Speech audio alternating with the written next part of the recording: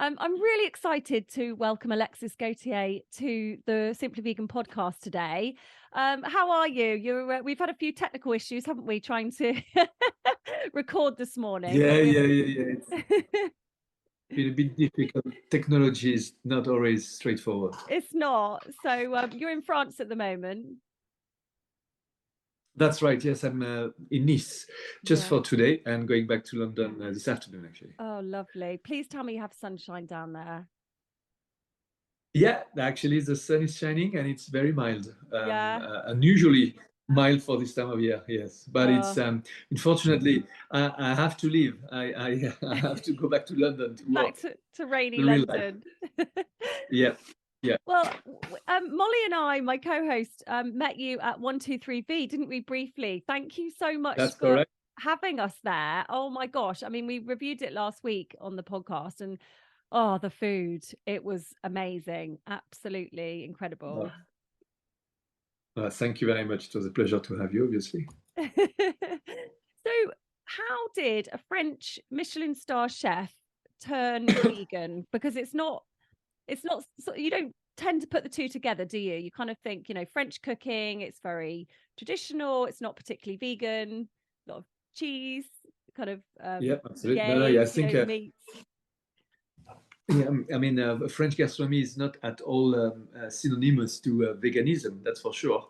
The entire French gastronomy was constructed, created around the use of animals, and this is something I am trying to rewrite. You know, French gastronomy without uses of any animal product, or forgetting about the animals. And that's Yeah. what I do every day. So at what point did you kind of think actually eating animals isn't right? Well, I it's been quite a long journey, to be honest. It started in 2014 when after having had some people outside my restaurant complaining that I was actually serving foie gras. That was in 2013, actually. They said, you have, even though you're a French chef, you need to stop using foie gras because, obviously the obvious cruelty afflicted to duck and geese. And and obviously, my first reaction was very French and very, and say, "Oh, come on, I'm French, I'm a chef, and I do whatever I want."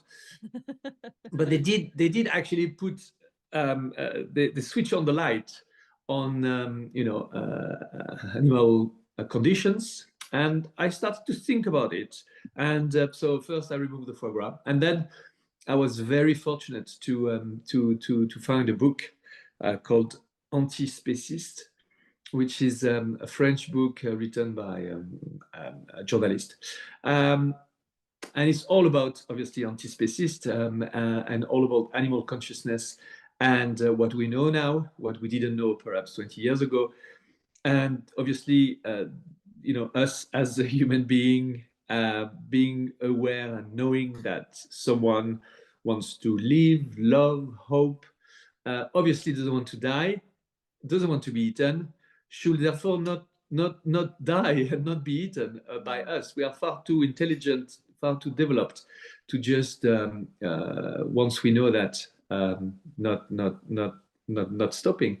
And so I closed the book and I said, I'm never ever gonna eat anything that has breathed, lived, hoped, loved, and so I just stopped eating it. I stopped, and then obviously I had a French restaurant, a gastronomic restaurant. So it was a question of, shall I stop what I'm doing or shall I change? And I thought that there was an opportunity for me to bring some changes in our industry, and I totally moved on the other side of the room. So while I was making a living and earning, good money to employ 50 people and to run restaurants, I decided to change the entire concept of the restaurant. I mean, the concept, no, not really the concept, because it's still very much a French restaurant, gastronomic, but without any animals, while retaining our Frenchness and while retaining our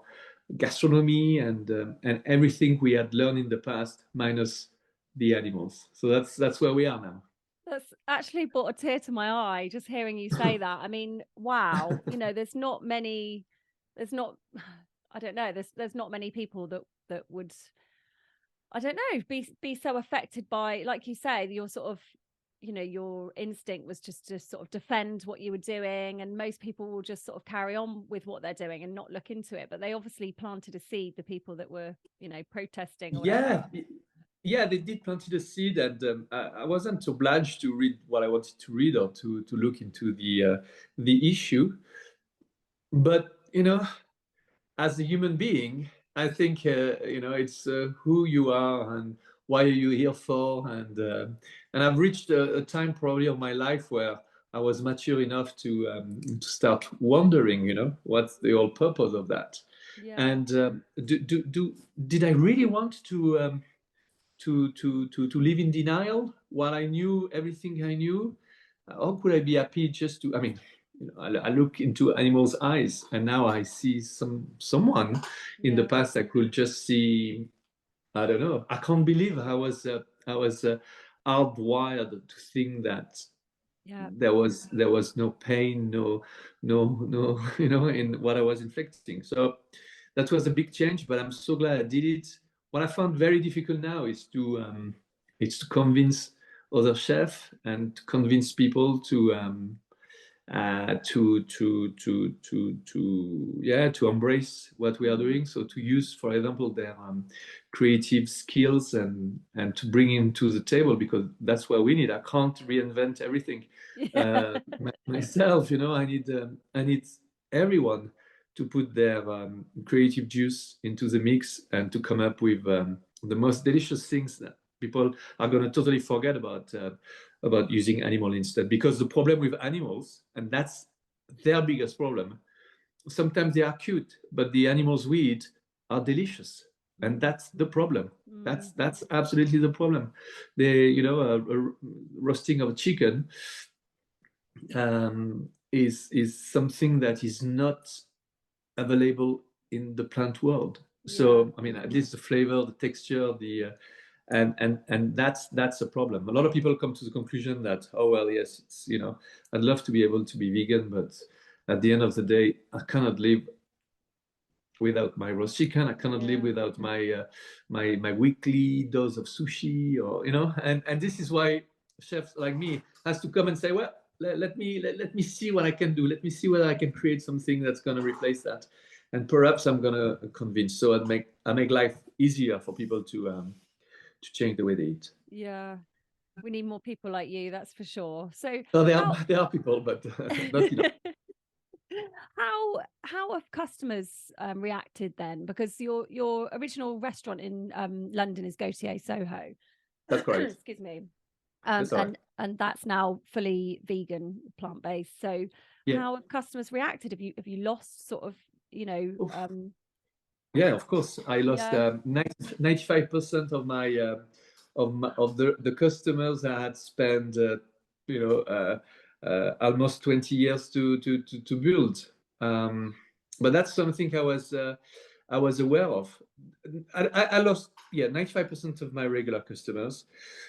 I lost the what did I lose? I lost the reconnaissance of my peer in terms of Michelin, for example, who stopped giving us a star, even though now they are changing. They are starting to give stars I mean, one in France and one in Germany, who yeah, are vegan, and good. so it's changing. But back then, it was, well, it was my choice if I wanted to change totally, of course. But on the other hand, I found hundreds of thousands of people who are actually sharing the same love for animals, the same dilemma in their life, and those people, they also wanted to go to a gastronomic restaurant to celebrate their birthday. They wanted to go to a restaurant where they are well looked after, and there is a sommelier, and there is a maître d', and there is a silver cutleries and crystal glasses, and the menu is well put together, and they reflect the seasons. And so yes, there was actually a massive demand for that out there. So instead of being, let's say, before 80% full most of the year, by doing what I did, even though I lost 95% of my regulars, I was 100% fully booked every day. So that was really, really a nice surprise. I really felt like I was part of a group of people who shared the same belief as me, and they were very supportive, and I wouldn't be here talking to you if they hadn't been there. What a gamble, and how amazing that it's paid off. I was sort of on tender hooks then, waiting for you to say, yeah, and now I'm bankrupt, but never mind. No. But I wasn't too worried for me. I mean, I was worried for me because, it was a personal decision I took, and I was ready to gamble. But I wasn't the only one on the boat. I had to convince my head chef, who had been with me for 20 years, my restaurant manager, my sommelier, my accountant, who thought I was the craziest man on this planet.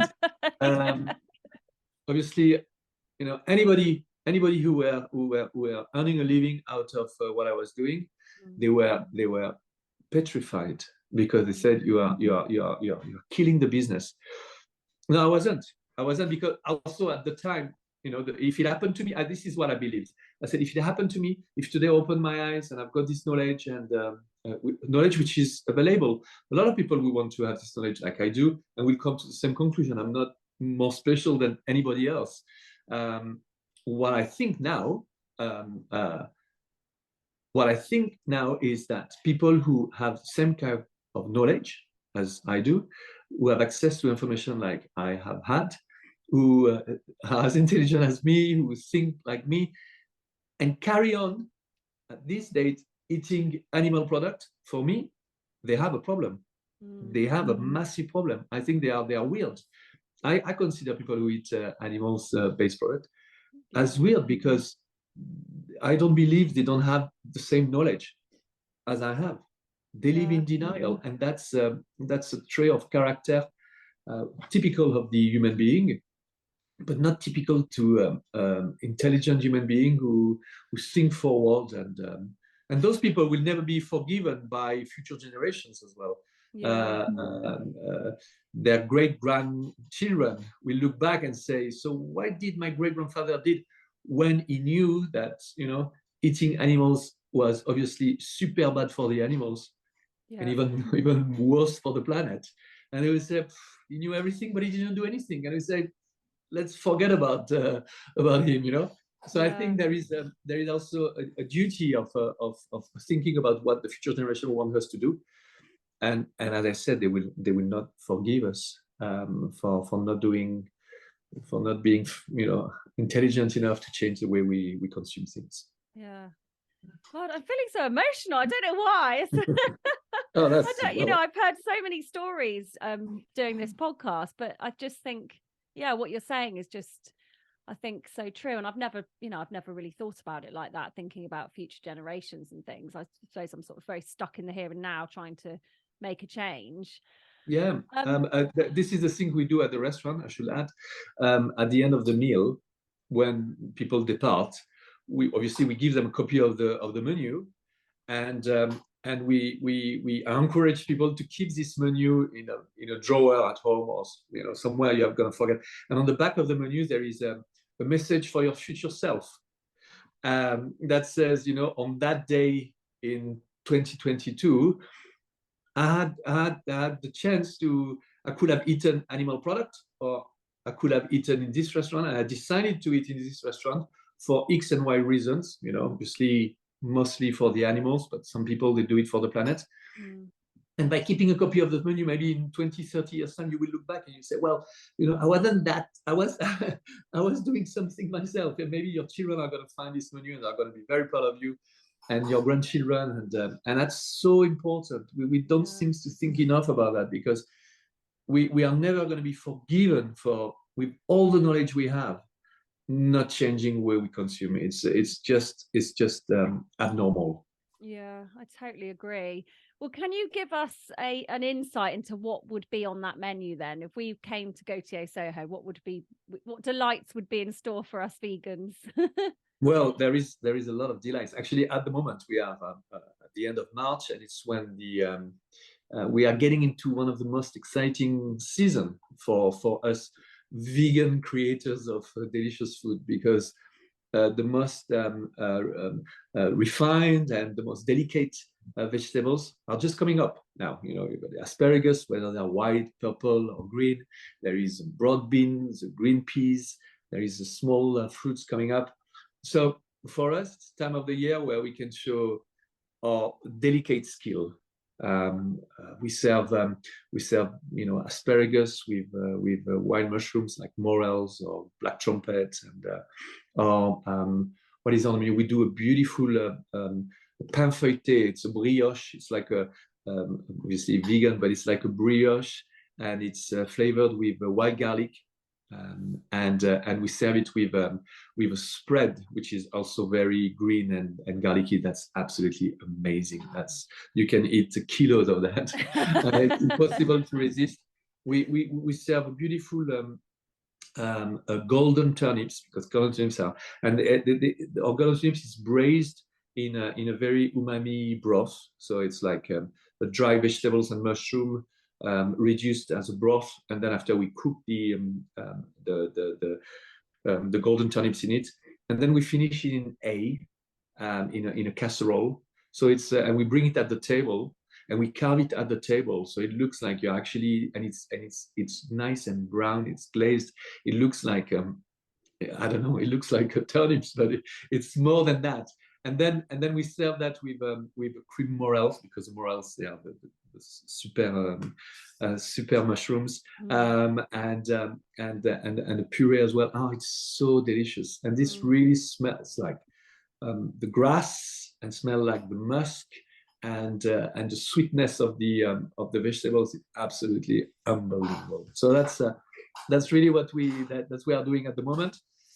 But the menu changes all year long, so we just follow the season, and we are going to go into the summer, so it's going to be a much brighter vegetables, beetroot, and then we go into the autumn, where we've got the root vegetables, like salsify, like celeriac. So it's a lot more intense, and then we've got a whole long season of truffle, and the vegetables like artichokes are gonna come now, and I mean, it's super exciting. So we never stop creating and thinking about the deliciousness of the ingredients and how we can enhance it, so people cannot live without. Yeah, God, that sounds so good. I'm getting really hungry. It's coming up for Yeah, lunchtime whilst we're recording. So you don't go for any of the mock meats or sort of no. nuts, cheeses, anything like that? So that's very interesting, because we cater for really two kinds of people at the restaurant. We obviously have those people who, like me and you, have decided to stop eating, but then we have some people who are sometimes invited by people like you and me to come and try what vegan gastronomy is all about. And one of our one of our mission is to make sure that those people, once they have had a gastronomic vegan meal, they think, oh my gosh, I can live on that. No pressure. No, I know, yeah, no. But one way to achieve that is we've got a tasting menu of 10 courses. And in each menu, we bring one, I call it modernity item. And modernity item is like 3D printed meat. Out of 10 courses, it's important that we manage to bring that in, just to show first to the vegan what the future might look like, and to the non-vegan that in the event that he cannot live with, say, a beautiful piece of braised beef, somehow we are going to be able to recreate this sensation of a fiber, animal muscle, tender, braised. We had a dish in our previous menu called Tomorrow, and we served it in the white porcelain casserole with a top, and we would bring it to the table. and we will open it, and there will be a cube, 3D printed cube, who will look just like a cube of like a beef bourguignon. Yeah. And people will ask, "Oh my gosh, what is that?" And this is when we say, "This is tomorrow." Yeah, And why is it love tomorrow? that. Because it's very likely that in the future this kind of 3D printed meat is going to be something that will be needed for people who really cannot live without the flavor and the texture of animals, which that's the biggest problem for people to turn fully vegan. They say, "Oh well, I love animals, I love the idea, but Yeah. I need to." So we serve it like a beautiful Bordeaux wine. There will be some bread and the rich dark sauce you will have, which has been reduced red wine with vegetables and slowly cooked, and the feeling will be exactly the same as if you were eating a beef bourguignon, except nobody has died to create this dish, and this is magical as far as I'm concerned. Yeah. I mean, just thinking about all the resources that it takes from the planet, and the cost of like sort of a whole animal's life, and feeding it and then killing it and then turning it into meat. It's kind of like a no-brainer, isn't it, really, when you think of it like that? Yeah, that's exactly, you tell me about it. That's what I think. It's a no-brainer. How not compassionate can we be for not changing the way we eat? I mean, just the idea of ending the life of someone who doesn't want to die should tell us, I don't want to eat someone else's child, so why will they do in the animal kingdom? That's Yeah. crazy. And it has been, we know, science, now it's black and white. I mean, maybe 30, 100 years ago, we're not sure. Do animals have feelings? Can they feel the pain? Well, let me tell you, I take my dog, I twist their ears, they are going to shout, because of course they feel the pain. And if I steal the veal of a cow, of course she's going to feel the depth of a mother who had her child stolen. Of course. I mean, we cannot, we need to stop living in denial. Obviously, I tell you, I don't need to convince you. But last week I was, I give an interview for the Times Radio, and the journalists are very intelligent, very well educated, and but the minute you talk to them about animal consciousness, and they seem to have like I don't know, fog, so, oh my gosh, is that true? A cow being abused to give their milk? I mean, I can't believe it. This is, you should know. I mean, they just refuse to. They don't want to know. No, because it's going against the norm, isn't it? And questioning what they've been doing their whole lives. And yeah, well, that's there is no problem to change. I mean, when we do something bad, we need to redress the course we are taking. I mean, that's what I think. People who carry on eating meat or dairy product, or they've got a problem. Now we need to change the people with problems are those who live in denial, are those who knowingly enjoy, because there is a sort of enjoyment in the mouth and the deliciousness, enjoy ending the life of someone who doesn't want to die. If you can live with that, that's just not possible as a human being. You have a problem. Yeah, I need to play this to my dad, because he's a chef, and he sort of went into education later on in his career, but he's retired now. But yeah, he won't sort of listen to me, so perhaps he'll listen to a Michelin-star chef. No, I think yeah, I mean, I don't know why, whether it's from you or from me or from anybody. I found that sometimes it's hard to unhardwired the way we have been brought up, and the way where we hear. And I think also the fact that veganism is considered as some sort of way of life, or no, it's not veganism who is some sort of way of life. It's decided not to eat someone who doesn't want to die. The way of life. That's the way of life. Veganism should not exist. We are compassionate. We are intelligent. We are altruistic. We think about the other. how different is an animal who doesn't want to die to a dog who doesn't want to die, or your neighbor's son who doesn't want to die, of course. And we should not eat or end the life of any one of them. That's it. That's it. Amazing. I mean, yeah, I think we must have gone vegan at a similar time, and it's crazy how your views can change so much, isn't it? In sort of 5-6 years, it's when you look Yes. back to how you were before, you're kind of like, blimey, what was it?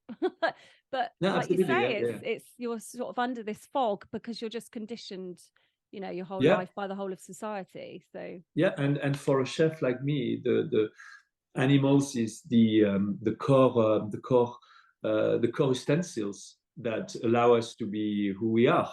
The way I was taught how to cook was involved mainly animals. Your father was perhaps in the giving advice or teaching new chefs how to. The line is animals all the way. A simple animal to cook to more complicated animal to cook. We need to remove that. We need, this is a, but I know there is a lot of resistance because, oh my gosh, 100 years of putting things together. How can we change that? But I always make the comparison with electric cars. In Germany, there was engineer who had spent their life redefining, making sure that the combustion inside of BMW or Mercedes-Benz was always perfect and the combustion was perfect. And one day they were told, look, everything you know about that, you forget it because we are going full electric. Yeah. Can you imagine for someone who was like a specialist in, there was no other way. So it's the same for us. We need to forget about the petrol, which are the animals, and go into electric because that's the future. But there is a lot of resistance, and a lot of people. It's too much to be re-educated. It's kind of difficult. Yeah, it is difficult. We've just got to keep going. No. Sometimes I feel a little bit down because I feel, people they've got they don't want to listen to us telling them how wrong they are, and they are trying to avoid. Of course, they are trying to avoid. And the minute they hear bad news about veganism, they amplify it. They say, "Oh yeah, vegan fatigue. Let's all go back to animals. Let's empty the sea. I sometimes I feel a little bit down because of that, and sometimes I don't want people to think that this is just a fad.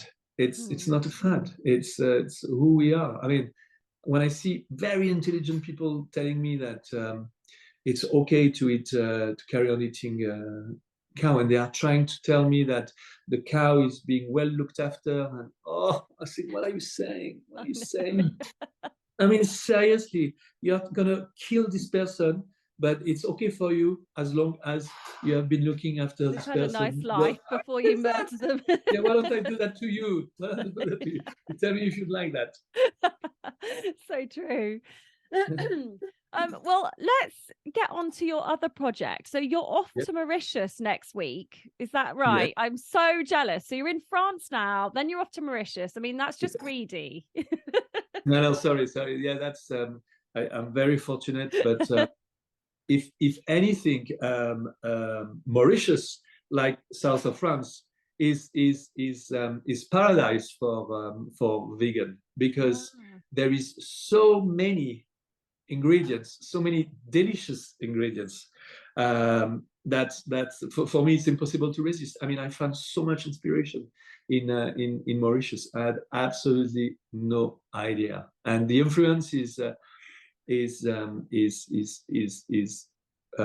Africa and India pushed together, and they meet in Mauritius, and say the main market in Saint Louis, which is capital of Mauritius, there is no meat, no fish. It's a massive market with only fruit, vegetables, spice, herbs. Wow.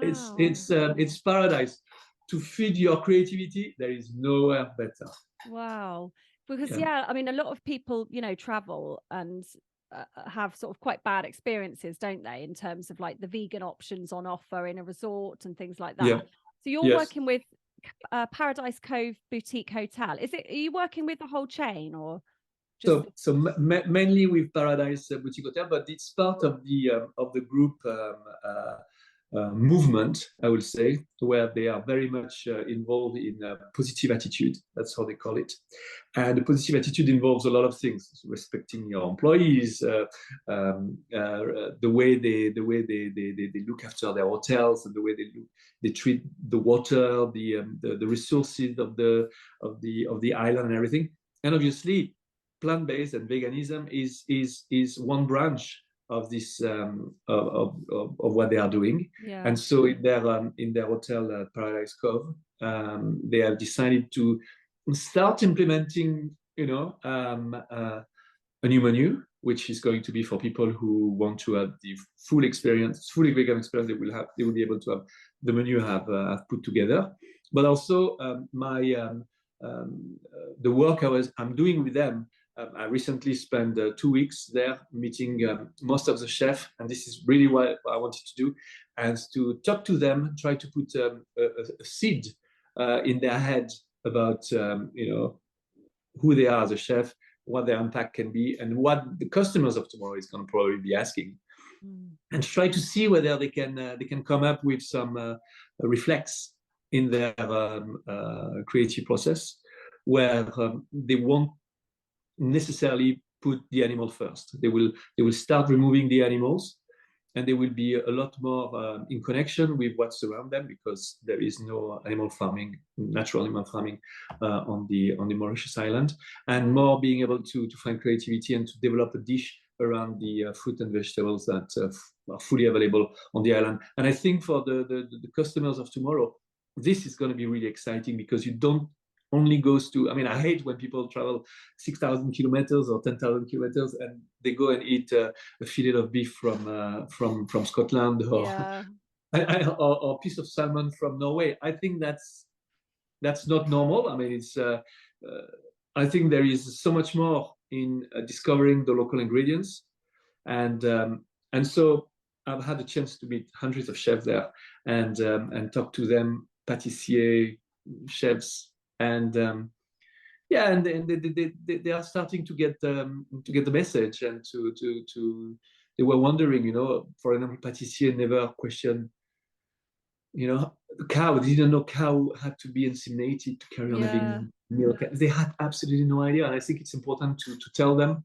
So next time they develop a new dish or a new patisserie, or they might think about that, and they might refrain from using certain ingredients and go towards some more natural ingredients.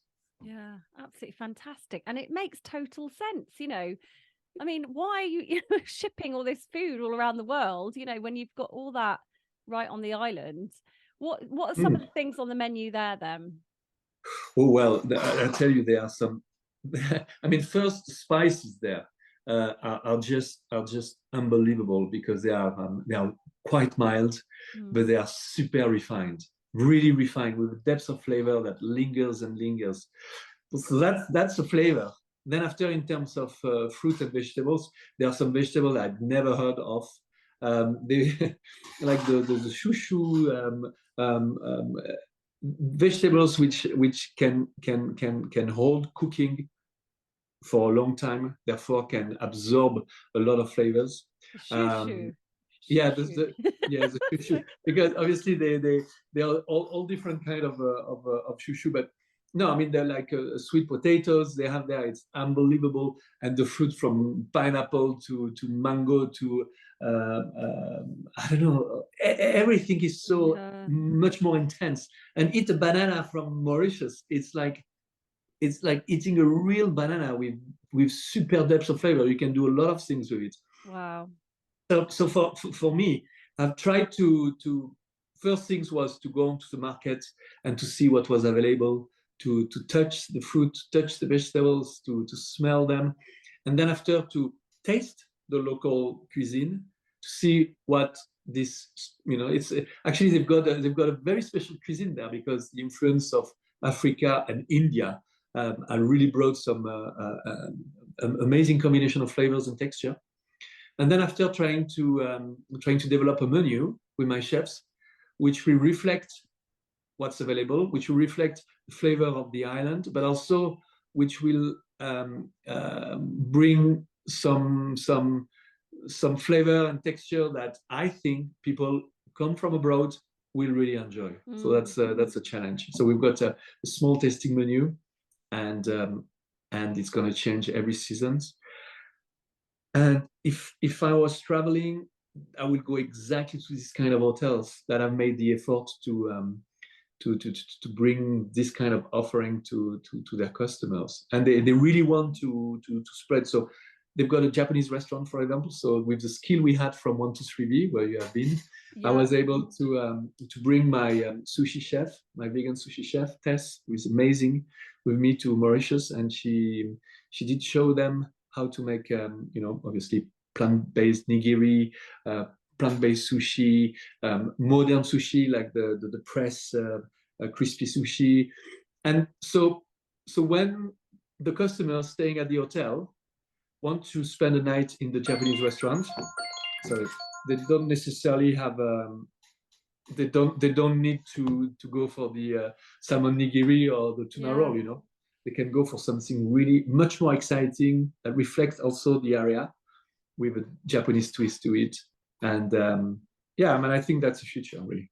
Absolutely brilliant. I love it. And presumably people will be going to these restaurants at the hotel that aren't vegan, but might try, the dishes, and then you're planting the seed all over again. So it's just absolutely. We want them to go there to enjoy the plant-based, the sushi or the plant-based tasting menus they have had, and to say, I can eat vegan. I had this delicious sushi set when we were at Paradise Cove. I had this perfect tasting menu, all plant-based when I was at Paradise Cove. I'm sure I can, and it's so important, as you said, to plant a seed and to start, start the journey, and we, I am in the in the luxurious business. People who can afford to travel and to stay in those kind of hotels, they have the financial power, say, to make big changes. And usually it's just a matter of them, being convinced about it, and they will do the changes. So we start by the top, which is also where we are. Alexis, you are such a joy to have on the Very podcast, much. and having the world. Like if everyone was like you, it would just be just a much better world. I agree. There would be less pain and less suffering at least in the animal world. Yeah, definitely. Well, thank you so much, and I can't wait to go back to 123V and perhaps go to Soho at some point. or the Paradise Cove in Mauritius, because if you could just fly me out there, that'd be lovely. But it's such a beautiful place, and the weather is mild, and the people are kind, and it's so peaceful. And can you imagine peaceful and the most delicious ingredients that you can find? You just have to, you just have to pull the fruits, and it's amazing. It's perfect.